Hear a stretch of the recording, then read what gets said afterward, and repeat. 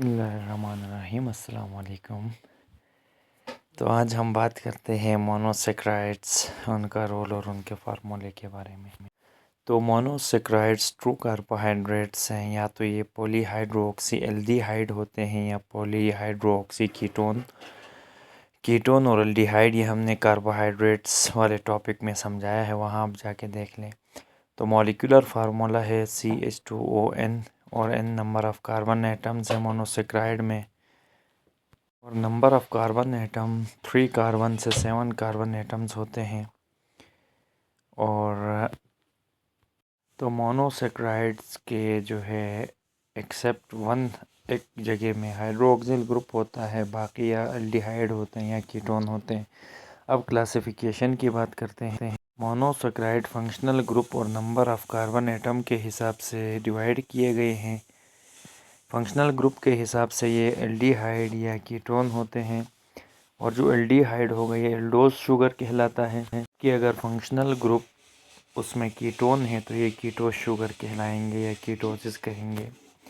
अगर number of carbon atom के हिसाब से इनको क्लासिफाई करें तो ये 3 कार्बन वाले ट्राइओस, 4 कार्बन वाले टेट्रोस, 5 वाले पेंटोसिस, 6 कार्बन हो तो हेक्सोसिस और 7 हो तो हेप्टोसिस। तो अब हम इनकी क्लासिफिकेशन और फार्मूला और इनके यूजेस और ये एल्डिहाइड हैं या कीटोज हैं ये भी आपको बताएंगे फार्मूले के साथ।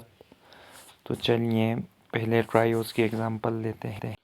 तो ट्राइओस की बात करें तो हमारे पास ओस का फार्मूला है C3H6O3, और ये 3 कार्बन पर मुश्तमिल होते हैं, और इसमें एक अल्डोज शुगर है जो कि ग्लाइसरल्डिहाइड है, और जो कीटोज है वो डाईहाइड्रोक्सी एसीटोन है। तो यहाँ आप देख सकते हैं 3 कार्बन पर मुश्तमिल है।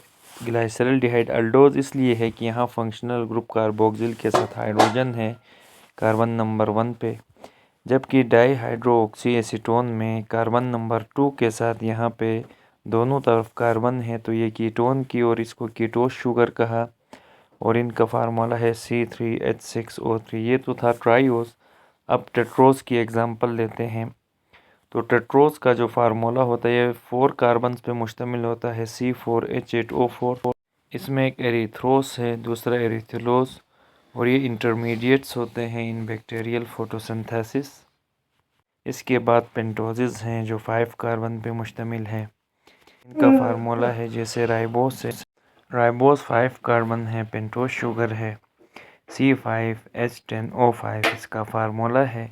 तो ये अल्डोज शुगर है क्योंकि इसमें एल्डिहाइडिक ग्रुप है कार्बन नंबर 1 के साथ, और राइबोस है ये भी एक 5 कार्बन है और ये कीटोस शुगर है, और जो डीऑक्सीराइबोस है ये भी पेंटोस शुगर है, और इसका फार्मूला C5H10O4 डीऑक्सीराइबोस इसीलिए कि एक ऑक्सीजन यहाँ से रिमूव हुआ है। और अगर यूजेस की बात करें तो राइबोस और डीऑक्सीराइबोस ये डीएनए और आरएनए का कंपोनेंट है, जबकि राइबोस एक इंटरमीडिएट कंपाउंड है सेलुलर रिस्पायरेशन का। तो अब बात करते हैं एक्सोस शुगर्स की, जिनमें 6 कार्बन होते हैं।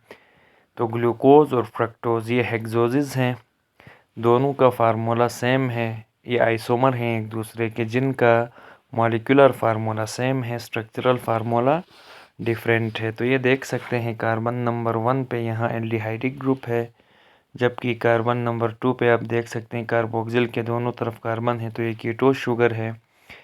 तो यहीं देखें इनके स्ट्रक्चर में ये जो डिफरेंस है। तो अब इनके यूजेस की बात करें तो ग्लूकोज यहाँ रेस्पिरेटरी फ्यूल होता है रिस्पायरेशन में, जबकि फ्रक्टोज एक इंटरमीडिएट कंपाउंड है जो थोड़ी देर बनता है फिर अदर कंपाउंड बनते हैं इससे। इसके बाद हेप्टोज है जो कि 7 शुगर्स पे मुश्तमिल होता है, 7 यानी कार्बन के ऊपर, और इसका फार्मूला है C7H14O7। ग्लूकोहेप्टोज है और सीडोहेप्टोज, और ये इंटरमीडिएट्स हैं दोनों फोटोसिंथेसिस के।